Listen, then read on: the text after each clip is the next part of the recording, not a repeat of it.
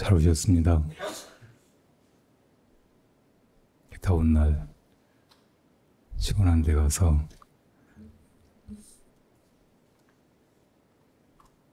더위를 떨치고 좀 쉬고 싶고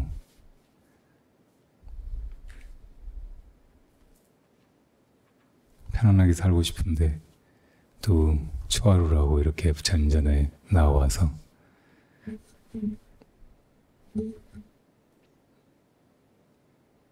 내 인생이 그냥 사라지는 게 아니고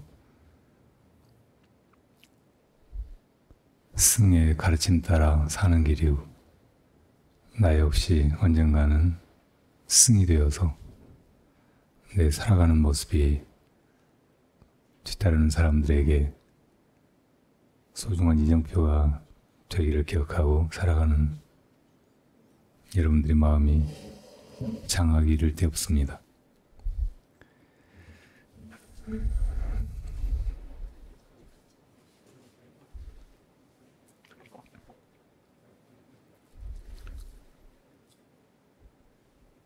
세상길이 혼자 가지는 게 아니고 누군가 같이 가는 사람이 있어야 하고 같이 가는 사람이 셋만 넘으면 그 중에 반드시 나에게 승될 만한 사람이 있다고 공자님이 얘기하셨는데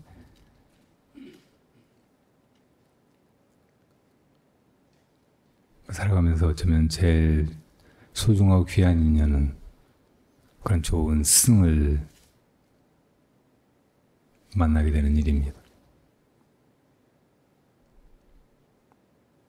그리고 우리 삶을 통틀어서 보면 결국은 누군가의 자식으로 태어나서 아는 것 없고 갖춰지지 않은 한 제자로 출발해서 나중에는 내가 자식을 낳고 제자를 기르고 하는 그런 부모와 스승이 되어가는 길이라고 말할 수 있을 것입니다. 그래서 우리가 자식으로서 제자로서 도리를 다하는 것은 우리를 낳고 기르는 부모와 스승의 그 은혜를 잊지 않고 거의 부응하기 위해서 그 뜻을 거스르지 않고 착하게 잘 받들어 행하면서 성장하는 일이고, 그리고 내가 스승이 되었을 때는 지금껏 나를 이 자리에 있게 한 부모님이나 스승의 은혜를 저버리지 않고 그분들은 내가 그 은혜를 갚기에는 이 세상에 계시지 않거나 내가 가는 길에 가까이 있는 사람이 아니기 때문에 이제 나를 따르는 사람들이나 함께 가는 사람들에게 그 은혜를 되돌려 갚는 일일 것입니다. 누구나 다 이렇게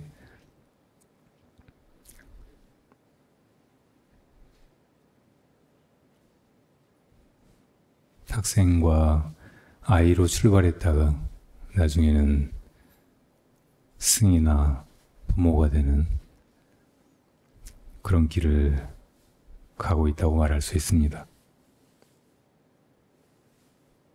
이건 동물들이 살아가는 한 생애를 봐도 그렇고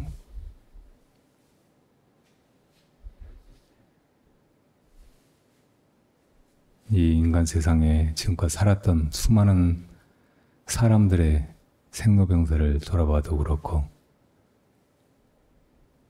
또 앞으로 세상이 어떻게 달라지고 어떤 시대가 온다고 해도 결국 생명 가진 것들이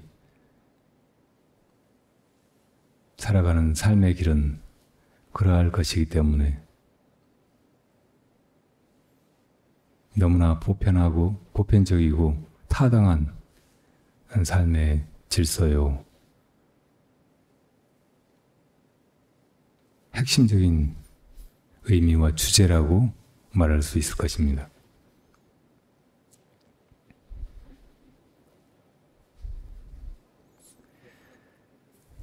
오늘 여러분들에게 바라승아제 62번째 부처님과 승연회를 잊지 않고 두고두고 갚을 마음을 가졌는가 하는 주제로 이미 우리가 익히 들었고 잘 알고 있는 것을 다시 한번 이렇게 함께 새겨보는 그런 시간을 가지려고 합니다. 함께 읽어볼까요? 시방세계가 다 불국토요. 과거, 현재, 미래제가 한결같은 부처님 세상이건만 귀하고 귀한 것이 부처님 출세하시는 일이요. 시방 3세의 중생들이 무량한 생사 속에서도 진정 만나기 어려운 것이 부처님 법이다. 부처란 곧 시방 3세가 그대로 마음에서 나타난 마음의 모습임을 깨달은 자요.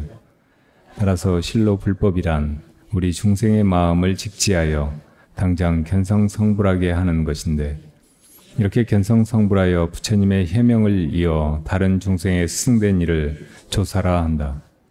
모든 부처님의 방편 권설을 제하고 굳이 실법만 드러낸다면 다만 이 부처로부터 역대 조사를 통해 전해 내려오는 조사선이다 뿐이다.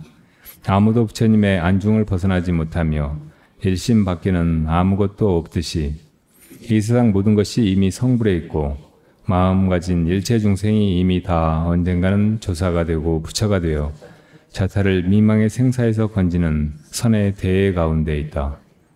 사람이 장성하기 전에는 어버이 은혜를 알기 어려운 것처럼 세상살이의 시종을 꿰뚫어 알기 전에는 부처님이나 불법 전해주는 스승의 은혜를 제대로 느끼지 못한다. 발심이나 신심이란 다른 말로 스승은혜에 공명하여 가슴이 우는 것. 오직 이렇게 불조의 은혜를 아는 만큼만 수행은 대각을 향하여 장애를 떨치고 진전을 이룬다. 불조의 은혜는 갚을 마음은 언제까지라도 지닐 수 있을지 모르나 결국 아무도 다 갚을 수 없다. 부처님과 조사께서 한량없는 은혜로 우리를 성불로 이끄시는데 우리가 그런 은혜를 입어 성불했다 해도 그 막중한 은혜를 갚는 일은 아직 발도 떼기 전이기 때문이다. 바야흐로 한량없는 중생 계대의 길로 한번 나선 다음 끝내 멈추지 않을 뿐.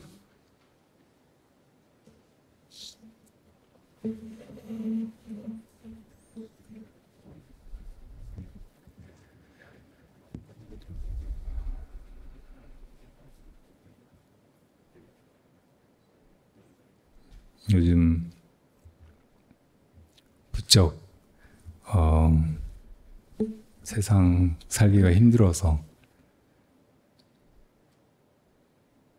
지금까지처럼 이렇게 살아서는 안 될 것 같고, 그렇다고 뾰족한 수가 있는 것도 아니고, 그래서 고민하다가 찾아오는 분들이 많아요. 특히 어린 학생들이 지금 이렇게 빠르게 변화해가는 세상에서 또 경쟁적이고 우리가 하여금 끊임없이 뒤처지지 않도록 앞서 나아가도록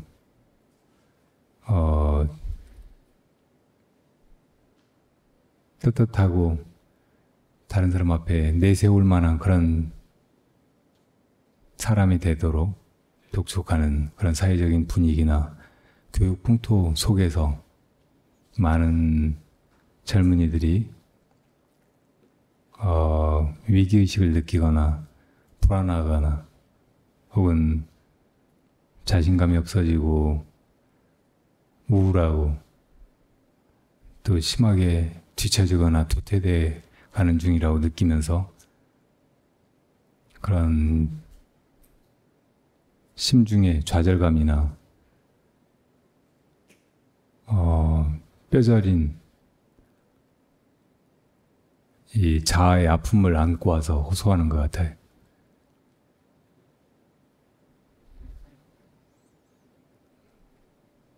어제도 어떤 청년이 저에게 와서 그런 호소를 해서 제가 제 젊은 날의 어떤 한 경험을 이야기해 줬어요.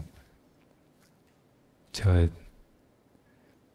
20대를 1980년도 광주 항쟁이 있고 이제 막 군부가 집권해서 우리 나라를 전혀 비민주적이고 억압적인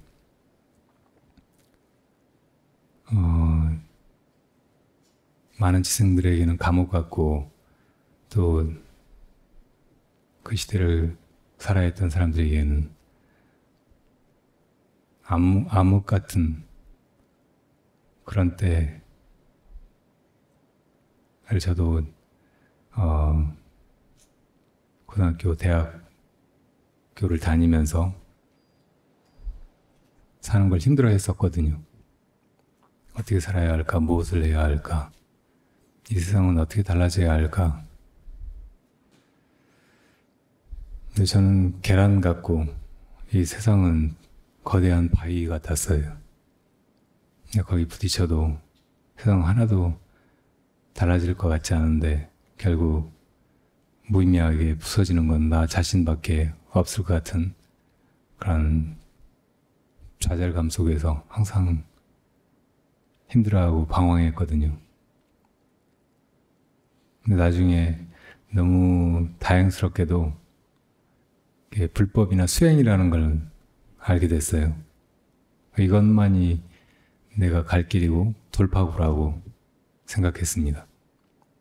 그래서 이제 학생으로 지내고 나중에 대학 졸업하고는 군대 가기 전에 공사판에서 일하고 하면서도 내적으로는 제가 수행자라고 생각했어요.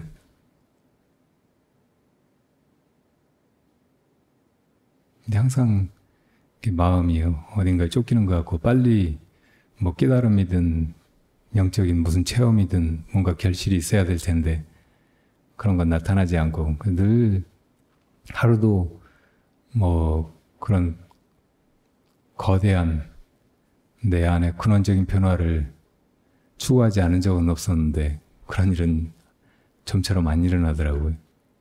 항상 마음이 이렇게 이중적인 부담감에 시달리고 있었어요. 이 세상에서 한 인간으로서 도리를 다하지 못한다는 그런 억압감. 또 하나는 내 내면의 수행을 통해서 내 안에 문제나 의문을 풀어내고자 하는 그 시도마저 쉽지 않아서 너무 막막하게 느껴지는 그런 좌절감. 이 두 가지요. 어느 날 일하다가 쉬는 날이어서 산길을 산책하고 있는데 갑자기 갈래길이 나타났어요. 근데 그 길 앞에서 저는 얼른 선택을 못하게 뭔가에 마취당한 사람처럼 그냥 서 있었어요. 그때 속으로 했던 생각은 이 왼쪽 길을 택하면 이런 내가 있을 테고 오른쪽 길을 택하면 또 다른 내가 있을 텐데 지금 내가 무엇을 근거로 혹은 무슨 자격으로 이 길을 한 길을 택한단 말인가. 근데 그 생각이 점점 더 철학적이고 종교적인 그런 의문이 돼버리니까 나중에 정말 선택을 못하겠더라고요. 그래서 나중에는 뚜렷한 어떤 이유가 떠오르기 전에는 선택을 하지 말아야 되겠다 하고 서 있었어요. 한 30분이나 1시간을 서 있었던 것 같아요. 근데 이제 항상 화두 들고 지내려고 하는 게 습관이 돼 있었으니까 그냥 화두만 들고 있었거든요. 근데 놀랍게도 나중에 정신을 차리고 보니까 내가 한 길로 가고 있는 거예요.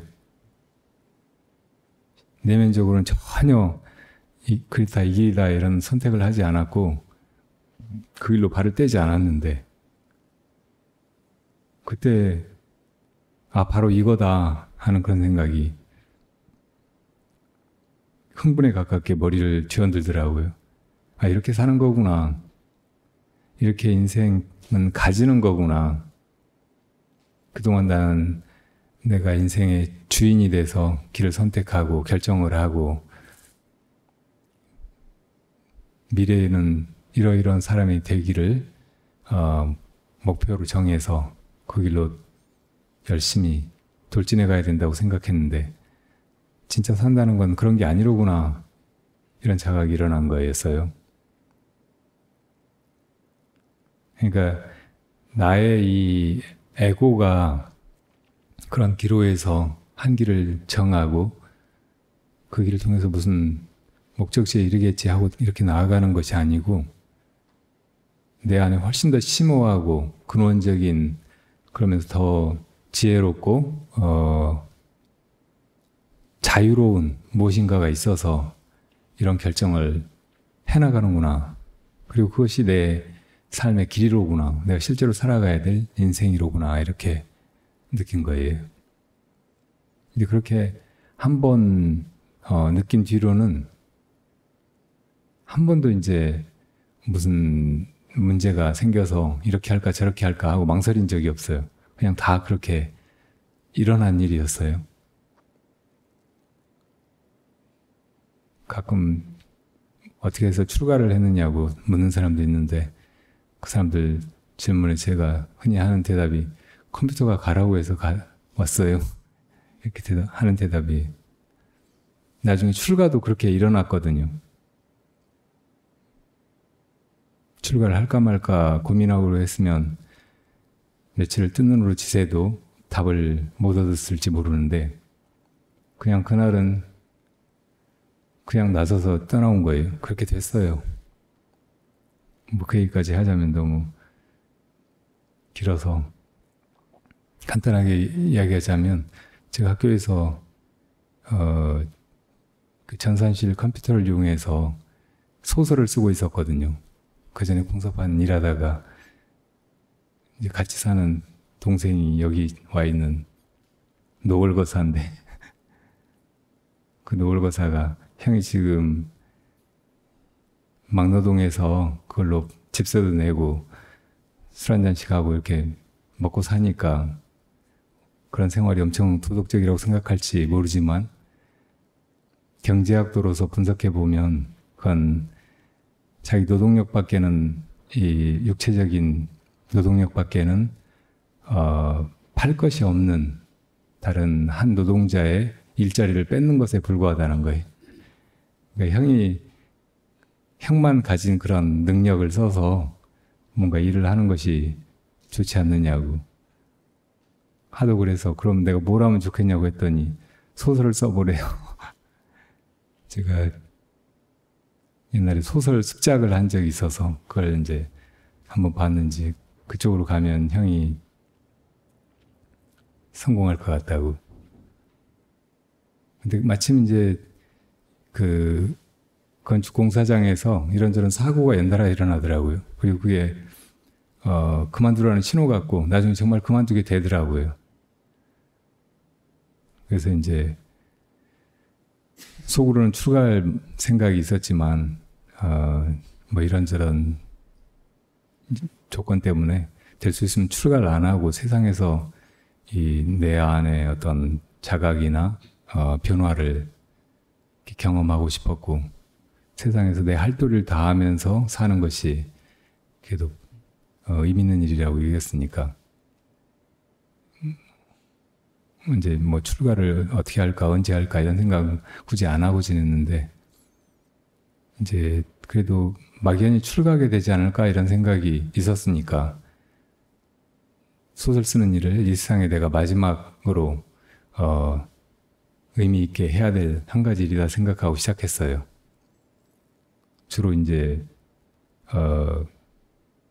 군 생활에서 우리 분단 현실이라든지 또 사람이 그 군대라고 하는 지극히 인위적이고 온갖 제약이나 명령 계통 속에서 그냥 복종하는 것밖에 없는 그런 특수한 상황에서의 인간들의 그 심리나 행동 그리고 건축 공사장에서 일하면서 지켜본 우리 시대, 우리나라, 이 현실, 그리고 그 속에서 사람들이 이 당하는 고통을 과연 어떻게 해결해 가야 하는가. 그 전에 이제 참여문학이라고 불리는 그 실천적인 그런 문학들은 현실의 아픔을 드러내고 고발하고 하는 것들이었는데, 그런 것들이 뚜렷하게 해법을 제시하지 못하니까 그게 막 상처를 다시 들쑤시는 것 같은 그런 느낌이어서, 내가 내 문학을 한다면 그런 사람들에게 치유나 해답을 주는 그런 문학을 해야 되겠다 생각하고 이제 소설을 쓰기 시작했거든요. 학교 전산실에 그때 286인가 386 컴퓨터가 한 30대 있었는데 거기 가가지고 이제 타이핑을 하는데 아주 오랜만에 무엇인가에 완전히 몰두하는 그런 느낌이 들었어요.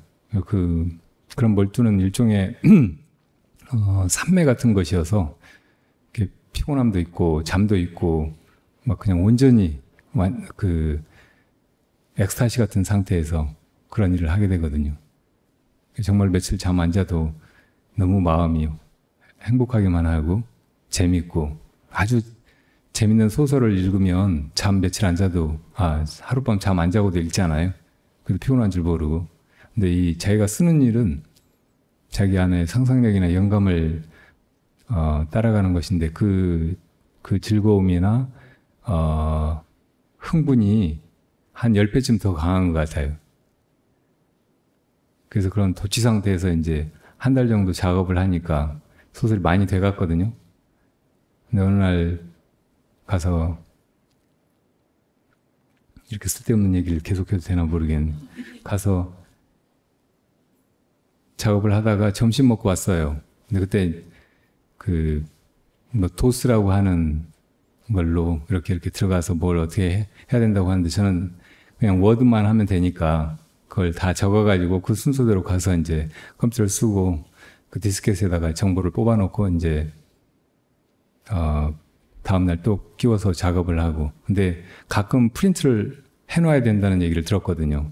근데 컴퓨터는 한 30대 되는데 프린터는 하나밖에 없었어요. 항상 줄이 길게 서 있고, 거기 가서 서서 줄 기다리는 게 너무 시간 낭비인 것 같고, 그래서 프린트를 안 하고 있었거든요. 근데 점심 먹고 와서 끼워서 눌러보니까 다 나라가 버리고 없는 거예요. 그게 너무 황당하고 힘이 빠져서 아휴, 다 그만두고 절에 가야 하나 그렇게 생각했는데, 그래도 이게 내 세속의 마지막 일인데 이건 하나 해놓고 가야 되겠다, 그런 생각이 들어서 다시 이제 길을 쓰고 복원을 하기 시작했어요. 정말 복원하는 일은 제 좋지 않은 기억력에 정말 힘든 고역인 거예요. 처음에 창작해 나가던 그런 즐거움하고는 아주 딴판이더라고요. 그래도 이제 또 한 달이 지났나, 그러니까 상당 부분 복원이 됐어요. 어느 날 아침에 제가 출가하던 날이에요. 그래서 아침에 그걸 끼워놓고 컴퓨터를 이렇게 쳐다보면 뒤에 어떻게 이어졌지 하고 있는데 갑자기 정전이 확 되는 거예요. 그 순간 컴퓨터 30대가 동시에 꺼지는 소리가 우웅 하고 나는데, 그냥 제 인생에 막이 딱 닫혀버리는 느낌이었어요. 끝이었어요. 아무것도 더 할 것이 없었고 한 걸음도 나갈 길이 없었어요. 그냥 너무 편안하게 담담한 마음으로 아무런 감흥도 없이 일어나서 디스켓 뽑고 뭐 이것저것 정리해가지고 들고 나와서 쓰레기통에다 넣고, 그리고 저 동생한테 전화했어요. 나 출가하러 절로 가니까 찾아오지 마라. 날 찾아오겠다는 사람이 있으면 내가 찾기 전까지는 나를 찾지 말라고 전하라고. 그래가지고 오늘까지 이 절집 안에 살고 있어요. 근데 그날 기차 타고 송광사 쪽으로 가는데 기차 안에서 옛날에 꿨던 꿈이 생각이 나더라고요. 거의 이제 수행한다고 꿈을 안 꾸게 됐고 그런데 무슨 암시가 있는 것 같은 꿈을 가끔 꾸고 했거든요. 근데 꿈속에 한자 네자가 나타났는데 그게 내 이름인 거예요. 끊을 절, 붓필, 봉황새 봉, 준걸걸, 절필 봉걸. 근데 이게 왜 내 이름이지? 깨가지고 도대체 납득이 안 가서 일본어학과 친구한테 일본에 혹시 두자 이름이 많으니까, 두자 성이 많으니까 절필이라는 성이 있느냐 물어보기도 했어요. 근데 뭐 그런 성은 전혀 없다고 하더라고요. 그래서 그냥 개꿈이었나 보다 하고 무시하고 말았는데 기차 안에서 그 절필 봉골이 왜 내 이름이었는지 이러려고 그랬구나 그런 생각이 드는 거예요. 그리고 송광사에 도착해서 이래저래 절 돌아가는 거랑 또 스님들 사는 모습, 내가 실제로 보내는 하루 일과 이게 너무나 편안하고 만족스러운 거예요. 진짜로 고향에 돌아온 것 같고 내가 비로소 가야 할 그 길 위에 서서 내 걸음으로 또박또박 한 걸음 걷는 그런 느낌이 들었어요. 그러니까 결론은 이렇게 사라지는 거라고요. 출가도 이렇게 어쩌다 보면 하게 되는 거지 할까 말까 해서는 벌써 자기 길이 아닌 거예요. 아직 때가 아니거나.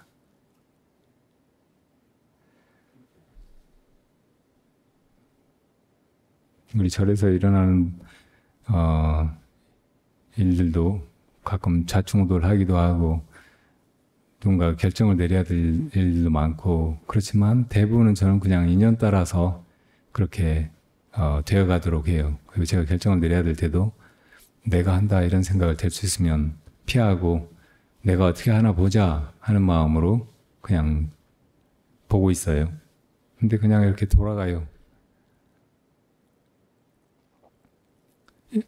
그래서 이제 어제 그 청년에게도 이렇게 사는 삶도 가능하다. 그리고 어쩌면 이런 것이 더 인생을 허비하지 않고 순간순간 그 속에서 보람이나 의미를 수학처럼 거두면서 이렇게 사는 길이라고 이렇게 얘기해 줬어요. 근데 요즘엔 젊은이들만 그런 그 인생길의 고민을 안고 사는 게 아니고 부모님들도 그렇게 이제 불안해하고 얼른 자리를 못 잡고 또 길을 못 찾고 헤매는 자녀들을 보면서 계속 걱정하고 채근대고 잔소리하고 간섭하고 뭐 자기가 길을 열어주려고 막 온갖 무리수를 두고 이렇게 살고 있거든요. 서로 너무 힘든 일이에요. 요즘에 어린 애들은 조금 더 이제 철이 들면 그렇지도 않지만 어린 애들은 부모가 좋아, 돈이 좋아 그러면 돈이 좋대요. 부모님은 돈만 주고 어디로 가버렸으면 좋겠대요.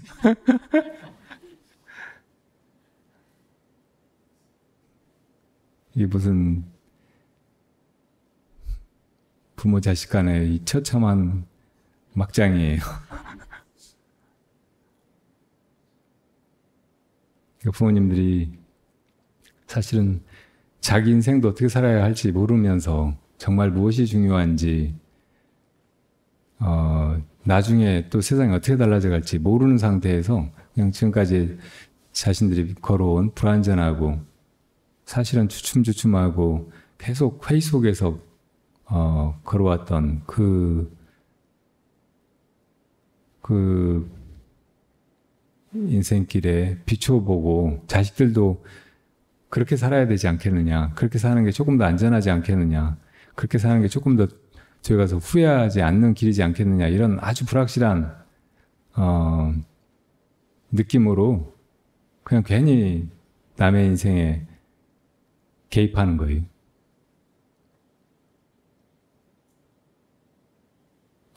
그러기보다는 그냥 서로 좀 자유로워지는 게 좋아요.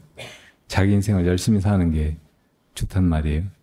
내가 아직 분명하지 않은 거, 이런 거는 다른 사람한테, 특히 자식한테 강요하지 않는 것이 더 좋아요.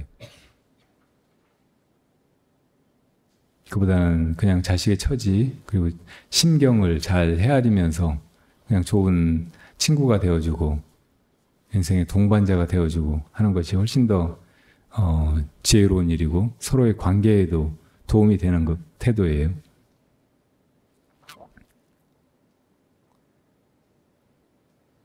우리가 어떻게 살아야 되는지를 모르기 때문에 우리에게 사실은 스승이 필요한 거예요.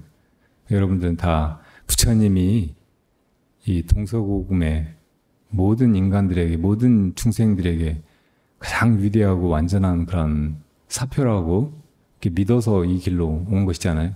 불자가 된 거잖아요. 그 부처님 따라서 그냥 살기로 하고 세상에서의 내 인연이야 뭐 책임을 다하고 소중하게 갖고 가야 하지만 불법을 모르고서 그걸 챙긴다는 것은 그 어둠 속에서 헤매는 일에 불과하기 때문에 이제 부처님의 등불을 빌어서 내가 내 길을 바르게 헤쳐나가고 부처님 따라가면서 얻은 지혜로 다른 사람도 바르게 이끌어주겠다고 생각하고 이렇게 불자의 삶을 살고 있는 거잖아요. 그러니까 이 길에서 더 당당하게 힘차게 나아가고 그래서 여러분들이 뭔가 분명한 것을 얻었을 때 그것으로 다른 사람들에게 도움을 주면서 이렇게 살아봐라 저렇게 살아봐라 하는 게 지혜로운 태도가 아니겠어요? 부디 그러시기 바랍니다. 저 앉아있는 제 사촌동생 그때는 그렇게 저한테 소설 쓰라고 막 하더니 자기 자신이 좌충우돌하면서 아주 소설 같은 인생을 살아왔어요.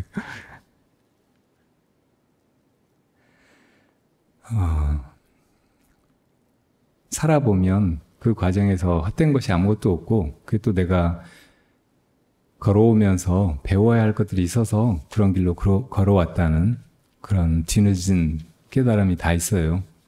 그러니까 우리 삶은 사실은 특별하게 나쁜 짓 하고 특별하게 잘못된 길로 가지만 않으면 그 중간에 망가지거나 이렇게 억지로 끝내지만 않으면 다 소중한 인생들이고 가치 있는 인생들이에요. 그리고 그 길을 다 자기답게 당당하게 걸어가면서 그 속에서 이 겉으로 뭘 얻거나 무슨 명성을 얻거나 하는 거 말고 자기 내면에서 어떤 자족할 만한 그런 의미나 자기 성장을 이루는 것이 훨씬 중요해요. 그러니까 자기 자신도 인생에 이 길 저 길 뭐 옳은 길 그런 길이 따로 없듯이 우리 자식들에게도 그렇단 말이에요. 다른 사람들에게도 다 마찬가지고 그러니까 다른 사람 사는 것에 대해서 다른 사람 가는 길에 대해서 너무 판단하지 않는 것, 너무 간섭하지 않는 것이 어찌 보면 잘 살려고 하는 사람이 제일 먼저 가져야 될 자세가 아닌가 하는 생각이 들어요. 이 수많은 우리 생도병사의 길을 다 꿰뚫는 그런 진리를 깨달으신 분 몸소 나아가서 바로 이것이 우리가 살아가는 목적이고 또 우리가 이루고자 했던 것이고 내가 그것을 이루었다라고 선언한 분은 부처님이에요. 부처님만이 사실은 이 세상에 온 중생들에게 스승이 될 만한 분이에요. 우리가 이 육신만이 아니고 마음이나 영혼을 가진 그런 존재들이라면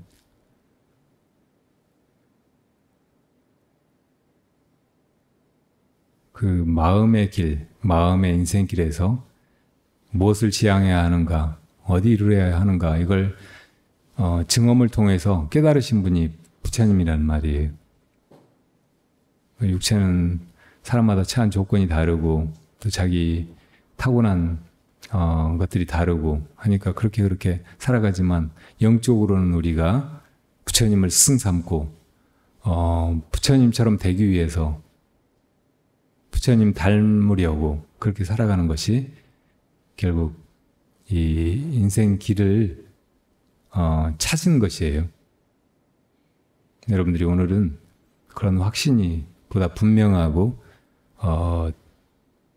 완전해져서 앞으로는 흔들림 없이 이렇게 불자다운 그런 길을 가시게 되었으면 합니다. 그 일은 사실은 부처님의 그 은혜에 감사하는 마음이 온전히 자기 안에서 일어나는 것에서 시작되는 거예요. 아, 저 사람 근사해 보인다. 부럽다. 이렇게 해서 우리가 어떤 사람을 추종하거나 그 수화에 들어가거나 그 사람과 뭘 같이 하거나 그런 경우가 많잖아요. 부처님은 그렇게 우리에게 정말 이 인간 세상에서는 다른 누구와도 비할 수 없이 부러운 어떤 대상이기도 해요. 근데 그 사람이 근사해 보여가지고 따라갔던 그 사람이 조폭 두목이라든지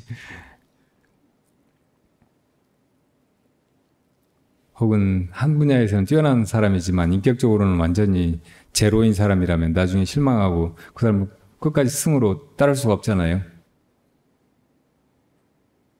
결국은 그냥 근사해 보이는 사람이 아니고 우리를 정말 좋은 의도를 가지고 잘 이끌어서 나를 성장시켜 주려고 하는 사람이 스승이에요.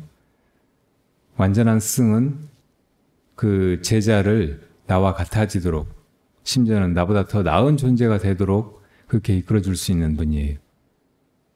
부처님이 그런 분이기 때문에 우리에게는 영원하고 더 없는, 위 없는 그런 승이시란 말이죠. 부처님은 우주와 인생을 꿰뚫는 그런 진리를 우리 안에서 찾으셨어요. 우리 모두의 근원인 마음을 깨달으심으로써 이 모든 것들이 다 마음에서 나오고 지금 우리 눈에 보이는 것이나 우리가 살면서 마주치는 온갖 것들이 다 우리 마음의 모습이기 때문에 일체 존재의 그 근원은 바로 우리 마음이란 말이에요. 마음이 바로 알파요 오메가예요.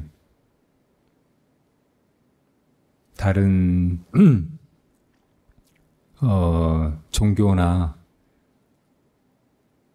어떤 사람들이 무리해서도 사람들이 추종하고 섬기고 받들고 하는 그런 존재들이 있지만 이렇게 부처님 같이 우리를 온전히 부처님 되게 그렇게 이끌 수 있는 눈 밝은 스승은 없어요.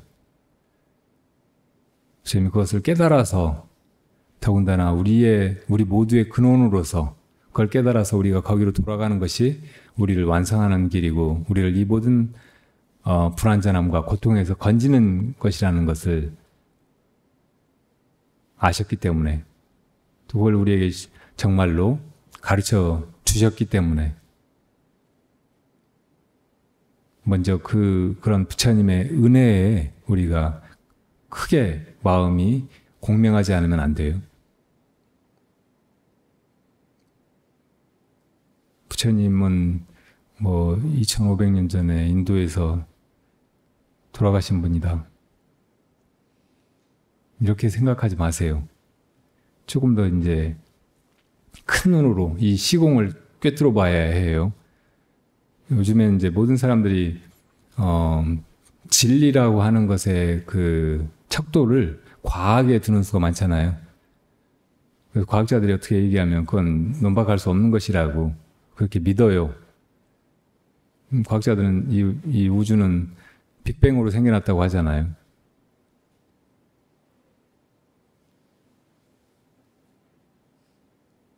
빅뱅 이전에는 뭐가 있었을까요?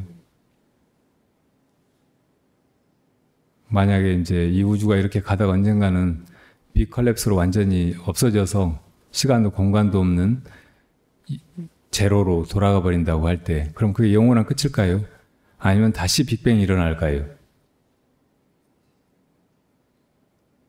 여기에서도 이제 과학자들은 확실하게 아직 결론을 못 내리고 있어요.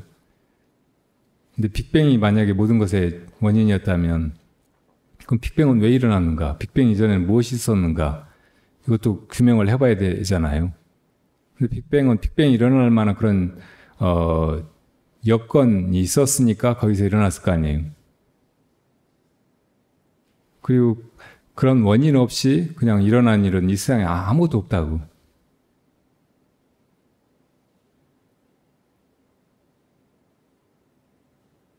그리고 어떤 원인만 있고 결과 없는 일도 없어요. 빅 컬랩스가 일어났다 그러면 그것이 또 원인이 되는 거예요. 원인으로 남는단 말이에요. 그러니까 다른 결과가 또 일어나지 그걸로 영원히 끝인 그런 일은 이 세상에 없는 거예요. 가장 기본적인 게 물리의 법칙이죠. 근데 그런 것에 대해서도 대체로 이제 실험이나 검증에 입각한 과학은 뚜렷한 결론을 못 내리고 있는데 사실은 굉장히 너무 지당한 것이고 우리가 조금만 인문학적으로 사고해 보면 너무 자명한 것인데 그런 걸 과학자들이 그렇게 실험으로 알아내려고 하는 그런 성향 때문에 아직 결론을 못 찾고 있는 것이 많다고. 빅뱅 이전, 빅컬랩스 이후 이것이 없을 수가 없어요.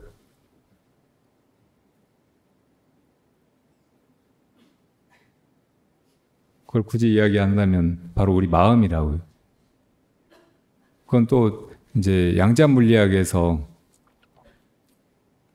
이중 슬릿 실험 같은 걸로 이 어떤 것이 존재로 드러나는 것은 우리가 관찰할 때라고 하잖아요. 관찰하지 않으면 그냥 불확실성의 상태로 있어요. 파동의 상태로. 그러니까 이 보는 자를 빼고는 어떤 것의 존재를 상정할 수 없다는 거예요. 그러니까 우주도 보는 자가 있을 때만 존재하고 보는 자가 없다면 없다는 말이라고. 만약 빅 컬랩스로 시작이 됐다면 빅 컬랩스가 있기 이전에도 보는 자가 있고 빅 컬랩스를 보는 자가 있으니까 빅 컬랩스가 일어났고 빅뱅이 빅 컬랩스로 다 없어진다고 해도 보는 자가 있고 보는 자가 있으니까 그 일이 일어났고 그 보는 자는 또다시 빅뱅을 일으킬 수 있다는 말이에요. 그 빅뱅과 빅 컬랩스가 알파와 오메가라고 한다면 그 이전에도 그 이후에도 보는 자가 있다는 말이에요. 그 보는 자가 다른 데 있는 게 아니고 우리 마음이에요. 그걸 다른 말로 부처라고 한다고.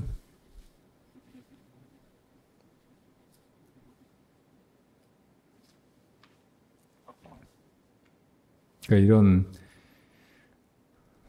우주적인 시종을 꿰뚫는 그 근원을 깨달으신 분이 부처님인데 그 부처님이 깨달음이 부처님만 가진 것이거나 부처님의 마음만 그렇게 모든 것의 근원이라거나 이랬다고 하면 너무 애석한 일이겠죠. 부처님만 위대한 분이고 우리는 그냥 부처님 앞에 엎드려 잘 봐달라고 빌어야 되는 그런 존재에 불과하다고. 근데 부처님 깨달으신 그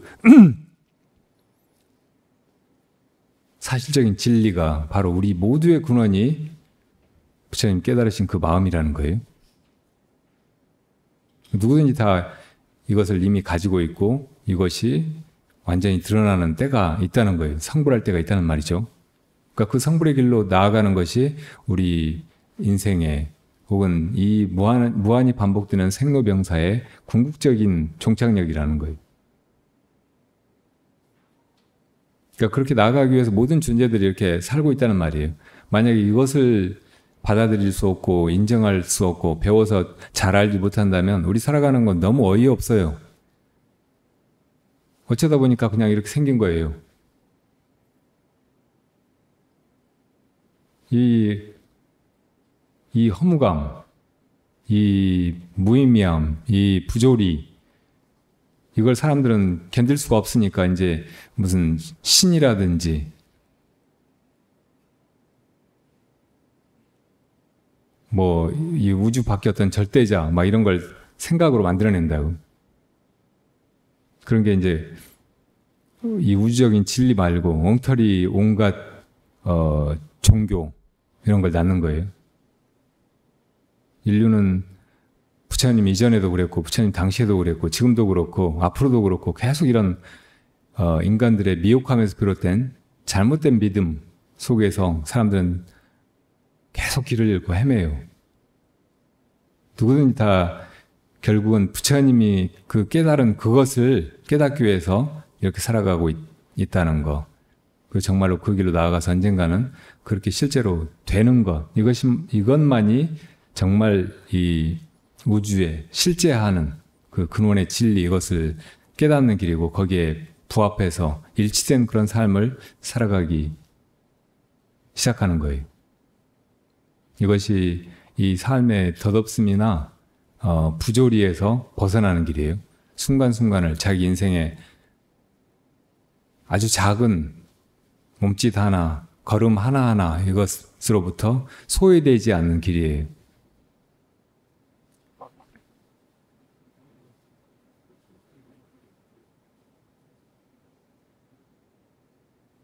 자, 이런 기본적인 이해를 가지고 아까 같이 읽은 걸 한번 다시 볼게요. 시황세계가 다 불국토요. 과거, 현재, 미래제가 한결같은 부처님 세상이다.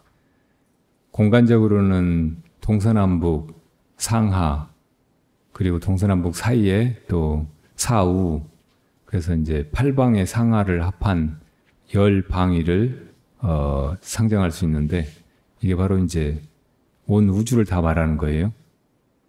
이 지구는 은하계, 우리 은하계에 속해 있고, 은하계의 중심은 블랙홀이잖아요. 다른 수많은 은하들이 있어요. 지금도 발견되고 있고, 한 1000억 개 정도의 은하가 있다고 해요. 근데 그 많은 은하들이 다 블랙홀에서 시작해가지고 지금 이렇게 벌어져 나가고 있다고. 그 언젠간 또 무너져서 블랙홀로 돌아갈 거 아니에요? 이렇게 이 작은 별 지구에서도 이 많은 문제가 있고 이 많은 중생들이 이렇게 고생하고 있는데, 이 많은 은하 속에 얼마나 많은 중생들이 고생하고 살고 죽고 하고 있겠어요? 근데 이게 그냥 고생일 뿐이라고 하면 이게 얼마나 황당한 일이고 얼마나 큰 문제냐고요. 근데 이 시방세계마다 다 부처님이 있어요. 부처님이 나신다고. 그리고 그 부처님이 중생을 교화하시는 거예요.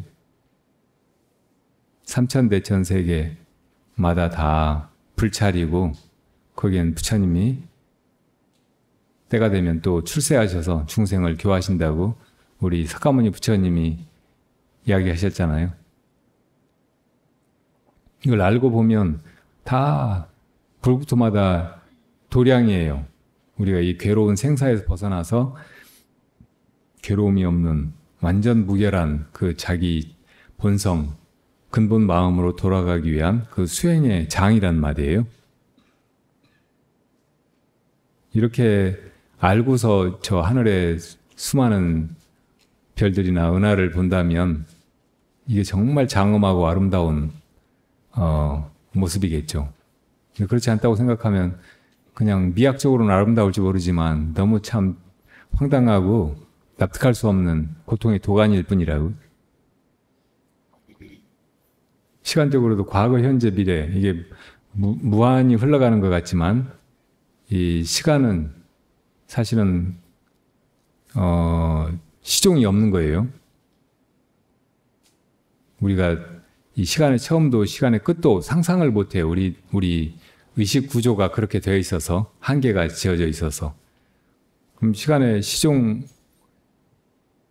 그 너머는 뭔가, 시간을 벗어나는 것은 뭔가, 이것도 역시 우리 마음뿐이에요. 우리가 불교 배울 때 과거, 현재, 미래를 3세라고 하고, 과거의 과거, 현재, 미래, 현재의 과거, 현재, 미래, 미래의 과거, 현재, 미래, 이걸 9세라고 하잖아요. 근데 이 9세가 우리가 생각할 수 있는 모든 시점인데, 이것 밖에 시간하고 아무 관계없는 언제나 그 자리에 있는 한 시점이 있어서 그걸 10세라고 한다고. 근데 법성계에 보면 9세, 10세 호상직이라고 나오잖아요. 바로 그 10세심이 영원히 있는 것이고, 거기서 이 9세가 나오는 거예요. 9세로 펼쳐져 나오고 또 거기로 다시 거두어지고.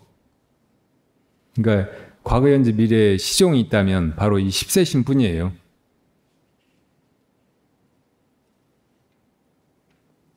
그 10세심에서 이 마음 작용으로 시간이 이 상정이 된다. 과거도 없어요. 지나가 버린 게 어디 있어요. 모든 것이 다 지나가 버리면 없어지는데 지나가 버린 시간이라고 어디 있겠어요? 이게 있는 것이 아니라고. 공간적으로는 확인할 수 없는 거예요. 시간 자체가. 시간, 공간 축을 벗어나 있는 거니까.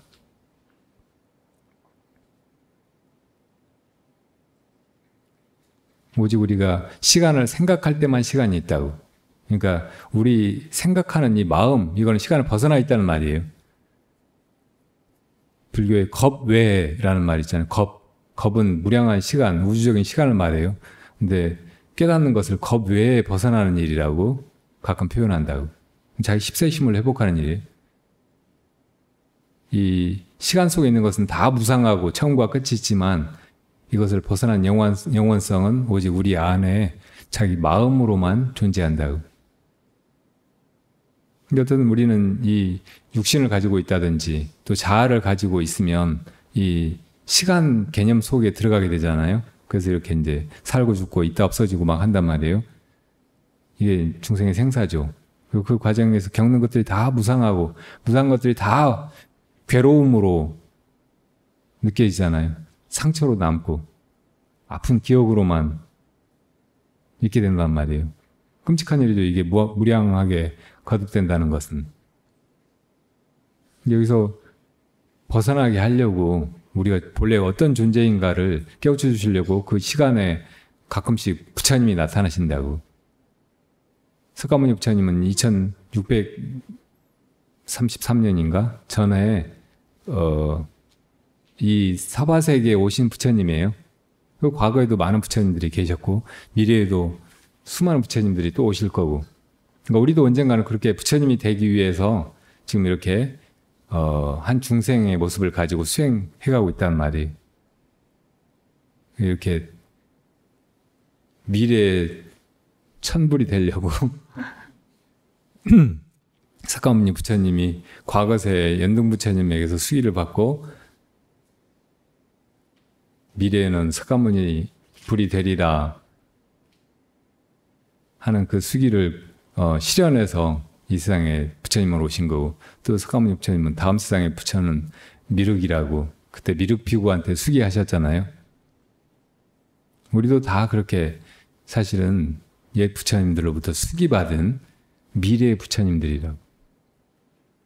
이거밖에 없어요. 우주가 이렇게 무량한 시간 속에서 흘러가는 그 주제가.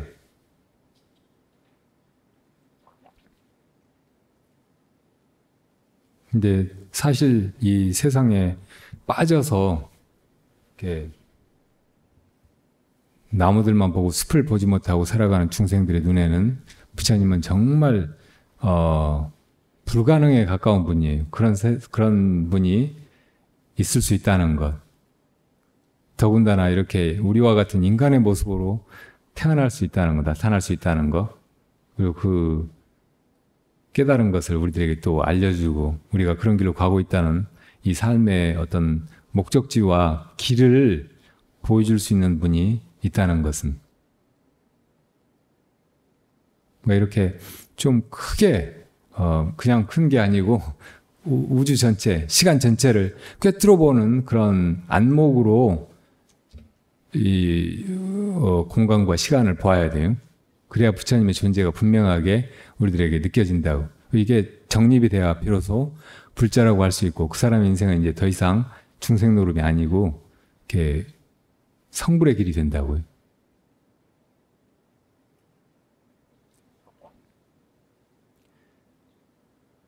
그래서 우리가 이 세상에 이렇게 와서 부처님을 모르고 부처님이 어떤 분인지 듣지도 못하고 부처님 무엇을 가르치셨는지 뭘 가르쳐 보였는지 모른 채 이렇게 살아간다는 일은 너무나 불행한 일이죠. 우리가 이렇게 무슨 복인지 부처님을 만나고 부처님 법을 듣고 또 그 길로 내가 가고 있구나 하고 자각하고 이렇게 이 시간을 살아가게 됐다는 것은 이 세상에 정말 가장 수승한 복을 누리고 살아가는 사람들이란 말이에요.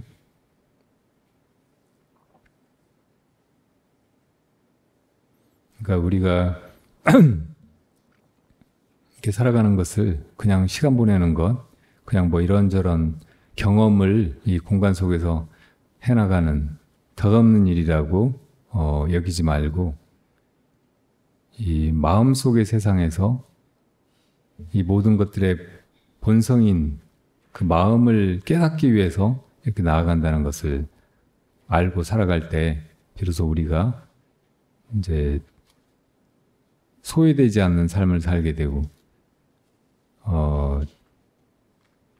또 지금은 없어서 고달프고 부족하고 막연하지만 나중에 그걸 얻게 되겠지 하는 이런 희망만으로 그런 희망에 속아서 나아가는 것이 아니고 지금 순간순간에도 이것이 이렇게 살고 있구나, 이것이 이렇게 세상을 보고 이렇게 몸뚱이를 움직여서 이런저런 일을 하고 이렇게 사는구나 하고 자각하는 그런 삶이 된단 말이에요.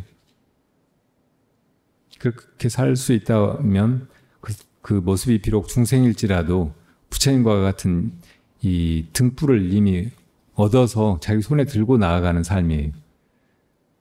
그런 분을 조사라고 한다고. 부처님도 과거에 그렇게 깨달음을 얻어서 조사의 삶을 살다가 마침내는 이 성불한 부처님의 모습을 나타내는 이 한 생을 살아 보이신 것이라고요. 우리도 그런 등불을 얻는 거, 이거는 지금 당장 그렇게 할 수 있는 거란 말이에요. 많은 시간이 걸리는 것이나 혹은 각고의 노력 끝에만 미래에 얻게 될 그런 무엇이 아니에요. 이 마음이 다 하는구나. 모두가 다 마음의 일이로구나. 이렇게 그냥 자각만 하면 돼요. 그런 사람을 조사라고 한다고요. 그러니까 뭐 세상에 수많은 교조, 주장, 이데올로기, 종교가 있고 어떤 것이 옳은가 설왕설래가 정말 끔찍할 정도로 많지만 그 가운데서 진짜 불법을 이것이야말로 영원한 완전한 진리로구나 하고 꿰뚫어 보는 건 참 어렵죠. 그런데 불교에 들어와 가지고도 이런 경전이 최고의 경이다. 이런 방식으로 수행을 해야 깨달음을 이룬다. 이런 방법을 부처님이 가르치셨다. 이것만 옳다. 막 하는 그런 여러 가지 주장들이 있으니까 그 속에서 혼란을 겪는 사람들도 많아요. 근데 이 부처님의 많은 가르침들 혹은 제시한 수행 방법들은 방편으로 된 것들이 많아요. 부처님 맨 처음에 깨달음을 얻으시고 나서 중생들이 근기를 보아하니 바로 완전한 것을 드러내서는 아무도 그걸 믿고 감당을 못할 것 같으니까 단계적으로 차근차근 깨우쳐서 결국 그것을 받아들일만 할 때 마지막에 드러내기로 하셨거든요. 그래서 마지막에 드러낸 불법의 그 핵심이 바로 선이라고. 또 이제 우리 안에 다 불성을 지니고 있고 그것을 바로 보면 누구나 다 부처님과 다름없다는 조사선이에요. 우리가 다 단박에 눈 떠서 부처가 되고 조사가 될 수 있다는 그런 선이라고. 그러니까 결국 부처님이 정말로 방편이 아니고 실법으로 우리에게 드러내 보이고자 했던 건 조사선 뿐이란 말이에요. 이거 완전히 믿어져야 돼요.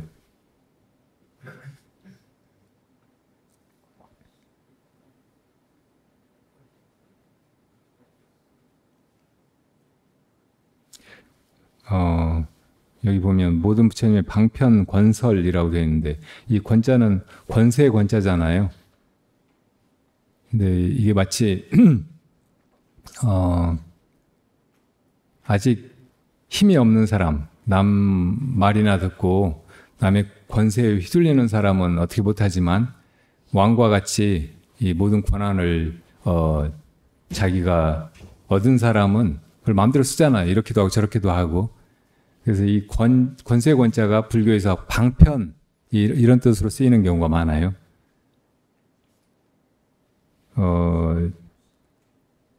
이 우주는 부처님이 중생을 교화해 나가는 그런 도량인데 이 구조가 이 세상 모든 중생계의 모든 부문에 다 프랙탈 구조로 다 그렇게 되어 있어요.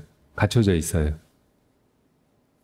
그 뭐 어디 조폭 집단을 봐도 그렇게 부처님이 제자들 데리고 뭐 하는 것 같이 그렇게 움직이고, 한 나라를 봐도 그렇게 움직이고, 옛날 네, 왕정시대도 마찬가지겠지만 지금 이렇게 민주주의 사회에서 그래도 사회가 조직화되고 그 속에 많은 것들이 효율적으로 이루어져가는 모습을 보면 크게 다르지가 않아요. 원래 이렇게 이제 세상이 짜여지고 돌아가는 거라고요. 그러니까 제일 중요한 거는 그 리더, 스승 혹은 왕, 이 사람이 어떤 존재인가예요. 그 사람이 완전하면 이 방편을 자유자재로 써서 모든 사람들 다 이롭게 하고 좋은 길로 다 이끌어가고 나중에는 그 사람들을 다 왕처럼 만든다고. 왕처럼 살게 만들어요. 그렇지 못한 사람들이 다 제가 불완전하니까 이래야 될지 저래야 될지 모르면서 좌충우돌 하면서 사람들을 괴롭히고 간섭하고 구속하고 그 사람들 수탈해서 자기 혼자 잘 먹고 잘 살고 혼자 떵떵거리고 하려다가 그냥 망해버리고. 그러니까 이런 프랙탈 구조가 불완전한 것이 그 리더가 완전하지 않아서 그런 거예요. 며칠 전에 나란 말씀이라는 영화를 봤는데 거기서 세종의 그런 처참한 모습을 보고 우리나라에서 제일 위대한 군주의 모습이 저렇다면 다른 왕들은 얼마나 더 엉망이었을까 싶더라고요. 이제 나중에 보니까 그 영화를 비판한 영화평도 많더라고요. 굉장히 신랄하고 이게 비역사적인 사실을 지나치게 막 하고 하면서 역사를 왜곡했다 이런 말들이 많고, 거기 이제 한글 창제 주역으로 묘사된 신미대사는 사실은 그 세종이 실제로 한글을 창제하는 그런 과정에서는 그 서로 몰랐거나 그럴 만한 처지에 있지 않았고 나중에 이제 배급하는 과정에서만 뭔가 역할을 했다 뭐 이런 얘기를 하면서, 그리고 이제 영화 대사 가운데서 이 왕을 그렇게 함부로 하는 신하들이라든지 혹은 스님들 이런 걸 가지고 신랄하게 비판을 했더라고요. 근데 거기 많이 나타난 표현이 일개 승려가 어떻게 그래도 당대 우리나라에서 제일 왕권이 안정되고 강했던 그런 시대에 왕한테 그런 식으로 막 나가는 말을 할 수가 있느냐 이렇게 쓴 거였는데, 그걸 보면서 전 또 기분 나쁜 게 어떻게 스님을 일개 승려라고 이렇게 표현을 옛날에 유생들이 가졌던 그런 관점이거나 요새 이제 다른 종교 믿는 사람들이 스님들을 비하할 때 흔히 이제 그런 식으로 일개 목사, 일개 신부 이러지는 않잖아요. 근데 일개 승려란 말을 유독 잘 쓰더라고. 스님들이 만만해 보이나 봐요. 스님들이 뭐 가족도 없고 또 무슨 권세가 있는 것도 아니고 뭐 재산이 있는 것도 아니고 막 그러니까 이게 무시해도 별로 뒤탈이 없으니까 마음 놓고 그러나 봐요.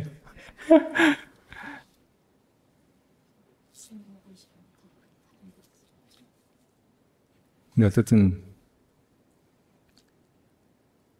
우리가 생각하는 것보다 동양의 특히 이제 이 동북아의 왕권은 그렇게 강하지 않았어요. 거의 대부분이 이렇게 전쟁을 통해서 패권을 장악한 그런 군주가 무력으로 나라를 다스렸던 게 아니고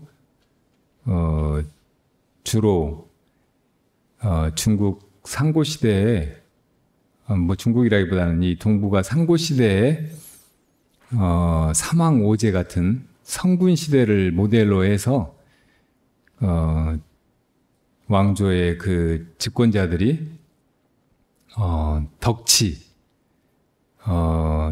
또 왕도에 따라서 사람들 다 이렇게 자유롭게 돌보는 인치 이런 거를 이상시하는 그런 흐름으로 이 정치가 이루어졌고, 또 그 왕의 인치가 그야말로 사람이 그냥 사람 위에 군림하는 그런 인치가 되지 않게 하기 위해서 법보다는 이 왕을 주위에서 배필하고 모시고 간언하고 어떤 때는 견제하는 그런 신권 이런 것을 굉장히 중요시했어요.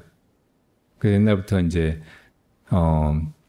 폭군은 신하들 말을 듣지 않고 지멋대로 하고 혼자 막 다 차지하고 막 그런 사람이고, 어진 왕은 다 주위의 충신들 직원을 경청하고 그 말을 따르고 또 의견을 민주적으로 수렴해서 이렇게 국사에 다 반영하고, 그렇게 해서 이제 이렇게 왕의 그 결정이 이렇게 보다 합리적이고 효율적으로 보편적으로 이렇게 백성들에게까지 이렇게 스미도록 해갔다고 할 수 있어요. 그러니까 이게 잘 이루어지기만 하면 오늘날의 민주정치보다 훨씬 더 사람들이 이렇게 기꺼이 동참하고 행복해하고 하면서 이렇게 나라가 움직여가는 그런 체제일 수도 있어요.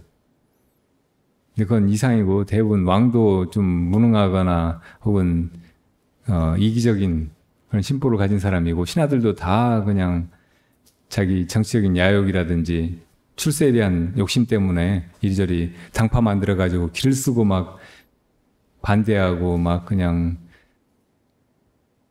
속으로는 왕을 우습게 생각하면서 겉으로만 그냥 황공하옵니다, 통촉하여 주옵소서 막 하면서 엎드리고 그냥 제 목을 치시라고 막 도끼 갖다 놓고 막 상소하고 이런 이런 참 우스운 또 너무 그 수준 미달인 그런 정치가들에 의해서 이렇게 왕의 어떤 통치력 혹은 권력의 어떤 장악력 이런 것조차도 막 흔들리기만 하고, 좌충우돌 하다가 위침이라도 있으면 그냥 무너져 버리고 왕에 가서 막 무릎 꿇고 머리를 조아리고 빌어야 되고 막 하는 그런 모습으로 흘러왔다고 할 수 있겠죠.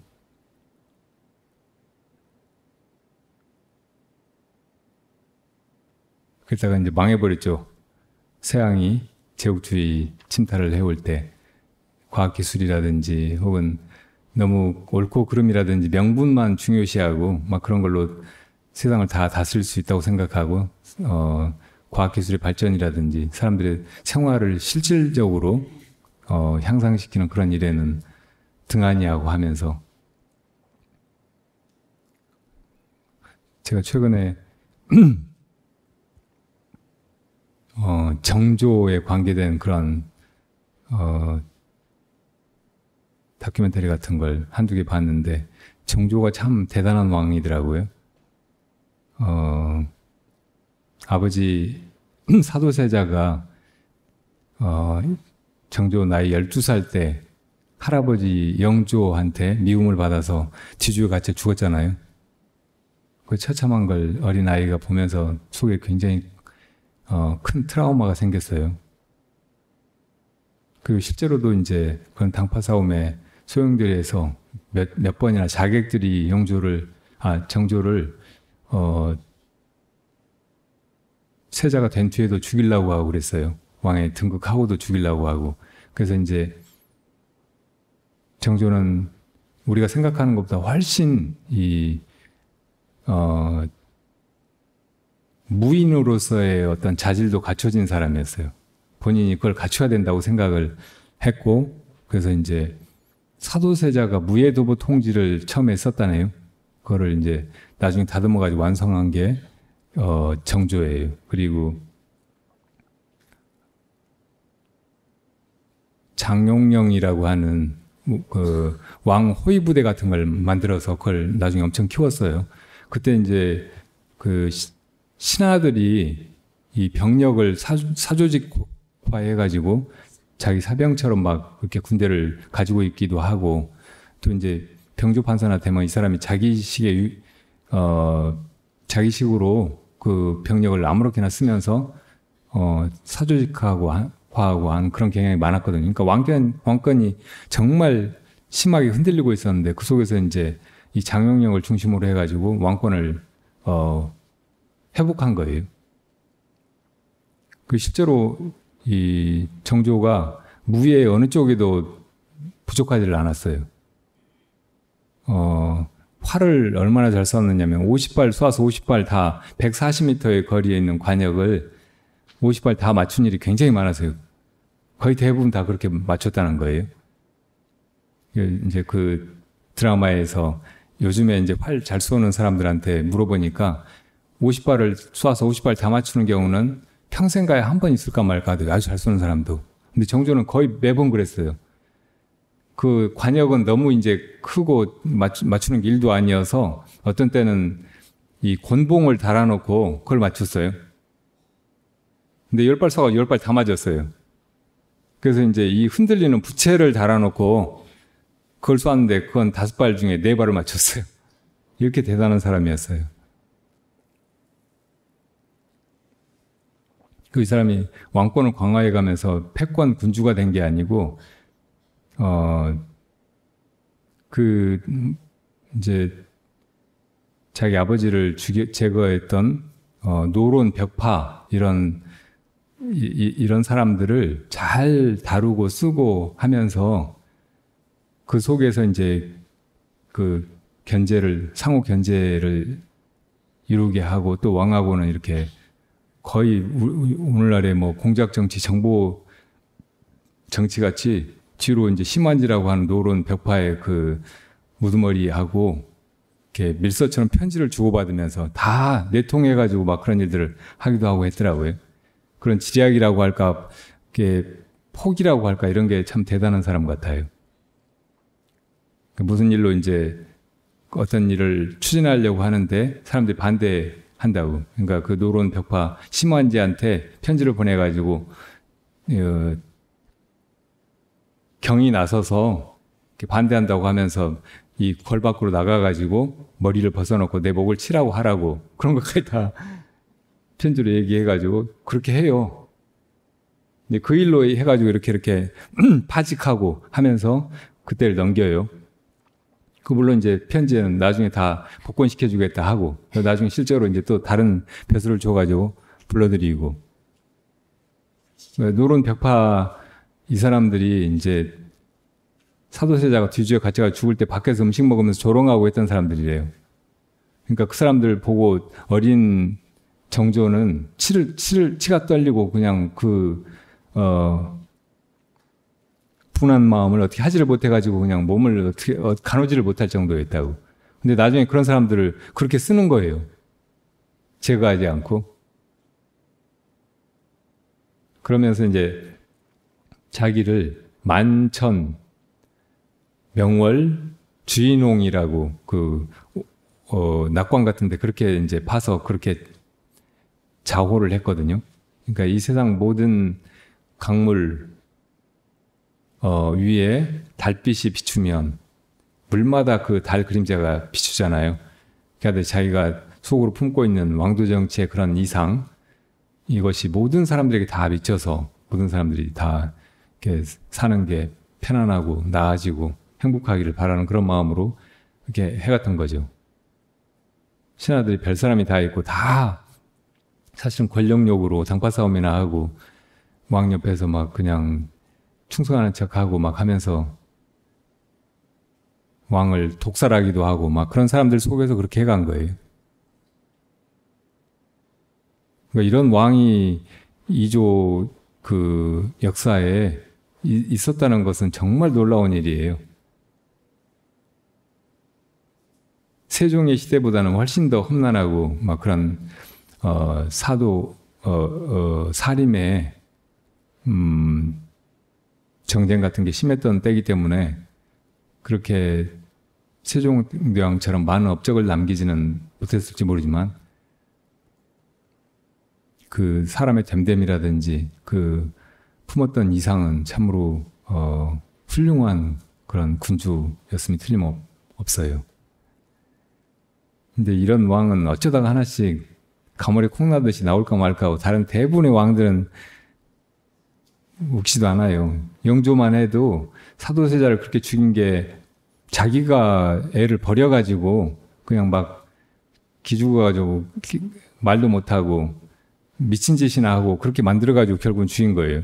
어릴 때 키우면서부터 친어머니한테 뺏어가지고 어디다 가둬두고 나인들 손에 궁녀들 손에 맡겨두고 한 번씩 불러다가 막 뭐 문제 내듯이 말해보라고 하고 틀렸다고 하고 막 야단치고 구박하고 그렇게 만들었다가 결국은 자기가 그냥 죽인 거란 말이에요. 그러니까 비록 왕이었고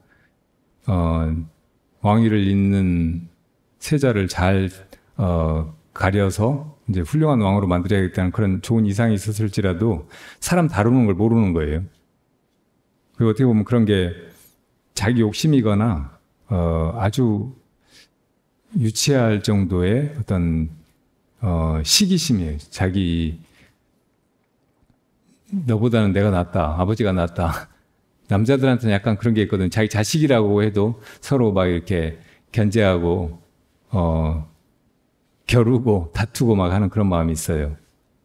옛날 왕은 그런 사람들이 많았거든요. 선조가 광해군을 망친 것도 그런 심리 때문이에요. 근데 영조가 사도세자를 그렇게 망쳤단 말이에요. 영조가 정조를 또 이제 그렇게 키우기도 했지만 정조가 워낙 뛰어난 사람이어서 그 영조의 그런 서술을 견뎌내고 큰 거지. 그런 식으로 해서는 이렇게 제대로 길러지는 아이가 잘 없어요. 그러니까 우리 부모님들도 자식을 기를 때 자기 잘난 거 가지고 자식하고 비교하면서 자식을 위한답시고 잘 키운답시고 너무 막 닥달하고 계속 감시하고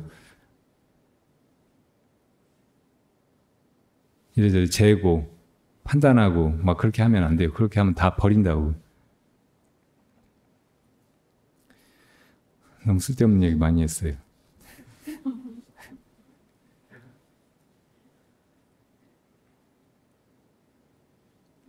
우리가 부모님이나 부처님의 은혜를 갚을 수 있을까요? 갚을 마음을 지니고 갚으려고 끊임없이 노력해가는 거지 다 갚을 수가 없어요. 부모 은중경에서 부처님께서 누구든지 자기 어머니의 은혜를 다 갚으려고 한다면은 부모님의 은혜를 갚으려고 한다면 한쪽에는 어머니를 한쪽에는 아버지를 어깨에다가 둘러매고 수미산을 7바퀴 돌아야 된다고 하셨어요. 그럴 수 있는 사람 있겠어요? 아무도 없어요. 근데 그렇게 해서 다 갚는다고 해도 지금까지 부모님한테 진 빚을 겨우 갚는 거지 그 이상으로 부모님한테 뭘 해드리는 것이 아니라고 하셨어요. 부모님이야 부족하기도 하고 그냥 뭐 인간적인 정으로 자식 잘 되라고 한다고 막 뭔가 실수하고 더 잘못되게 만들기도 하고 하지만 부처님은 다 알고 우리한테 우리가 정말 행복해지도록 자유롭고 편안하고 안전해지도록 그렇게 그 길로 이끄신 거잖아요. 이 은혜는 어떻게 해요, 우리가?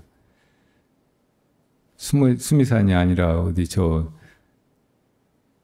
우리 은하를 빙빙 돈다고 해도 다 못 갚을 텐데. 그러니까 중요한 건 잊지 않는 거예요. 이 은혜를 잊지 않는 거. 그리고 항상 잊지 않는 마음으로 사는 것이 갚는 거예요. 조금씩 조금씩 갚아나가는 거고 사실은 이것이 수많은 중생들을 사실은 또 뒤에 가서 건지는 거예요. 그 중생들에게 은혜를 드리우는 일이에요. 과거의 부처님도 그렇게 하셨으니까 우리도 그런 길로 가는 거예요. 이건 뭐 다 갚고 이제 정산 끝났고 마치는 그런 문제가 아니에요. 한량없는 길이에요. 수행의 성불하는 것이 끝이 아니고 그때부터 이제 비로소 은혜 갚는 길로 나서는 거예요. 무한한 그 길로. 이렇게 이 세상에 함몰돼서 이 세상의 앞뒤라든지 전모를 보지 못하고 이렇게 살지 말고 큰 눈으로 세상을 보면서 인생을 보면서 내 지금 이 순간순간을 이렇게 살아갈 수 있어야 될 것입니다. 그리고 그런 큰 안목을 가지고 살아갈 때 비로소 우리 살아가는 시간이 허무하고 후회스럽고 한 것이 아니고 그 순간순간에 빛나고 순간순간에 아름답고 행복하고 또 유익하고 떳떳하고 다른 사람에게 혹은 우리의 위대한 스승들에게 덜 부끄러운 일이 되는 거죠. 자, 그 길로 오신 여러분들과 이렇게 함께 나아갈 수 있어서 더없이 기쁘고 좋습니다. 너무 길어졌어요. 마치겠습니다.